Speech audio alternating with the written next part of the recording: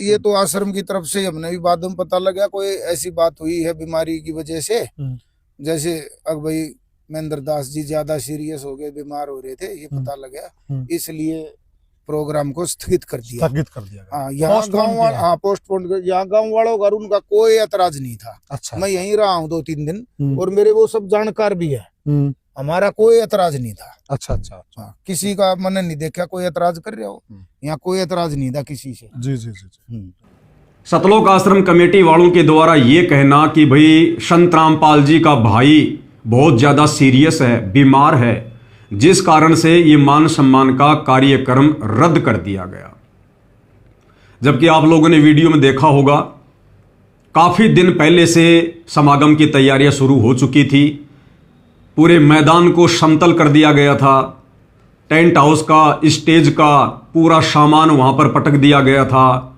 भगत समाज वहां पर टेंट लगाने का कार्य शुरू भी कर चुका था। यानी तकरीबन 5 से 10 लाख रुपए का खर्चा उस जगह पर कर दिया गया था। और फिर अचानक से यह कहना कि संत रामपाल जी का भाई बहुत ज्यादा बीमार है, जिस कारण से उस कार्यक्रम को कैंसिल कर दिया गया। अरे भाई, संत रामपाल जी का भाई बीमार है या स्वस्थ है, इस बात का संत रामपाल जी के मान सम्मान में आयोजित किए जाने वाले कार्यक्रम से क्या लेना देना।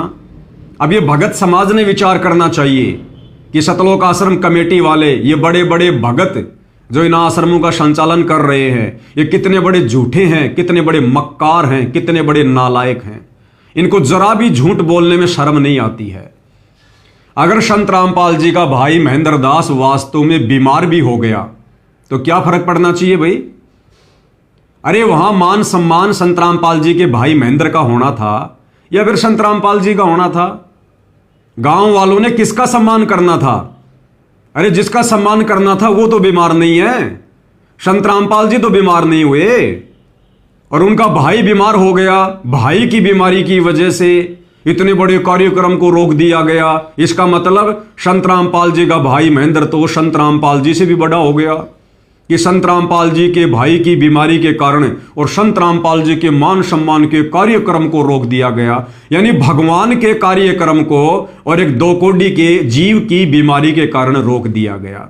जचने वाली बात नहीं है। अरे झूठ ऐसी बोलो जो किसी के गले उतरे। दूसरी बात, संत रामपाल जी का भाई महेंद्र दास कोई हमारा भगवान है क्या? कोई भक्तों का भगवान है क्या कि जो बीमार हो गया तो भगवान के कार्यक्रम को रोक दिया गया, स्थगित कर दिया गया? तो यह बात भी गले उतरने वाली नहीं है। दूसरा, अगर संत रामपाल जी का भाई महेंद्र बीमार हो गया तो कौन सी बिजली गिर गई?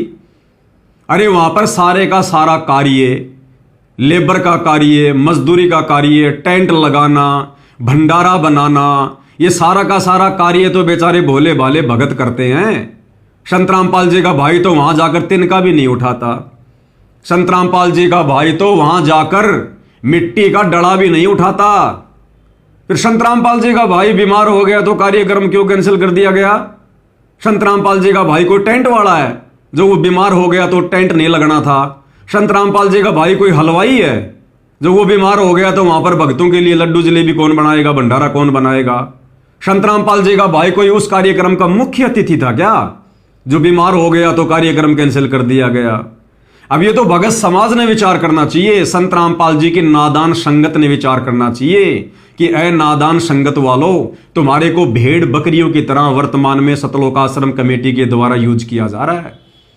तुम्हें जो मर्जी कह दिया जाता है और तुम स्वीकार कर लेते हो। अरे तुम गुरु के भगत हो या संत रामपाल जी के परिवार के भगत हो? तुम लोगों ने ज्ञान आधार से किसकी बात माननी चाहिए? संत रामपाल जी के सत्संगों की या उनके परिवार की? ये नादान भगत समाज अज्ञानता में, मूर्खता में, महाभारत की गांधारी की तरह आंखों पे काली पट्टी बांधकर किस दिशा में जा रहा है? ये तो भगत समाज ने विचार करना चाहिए।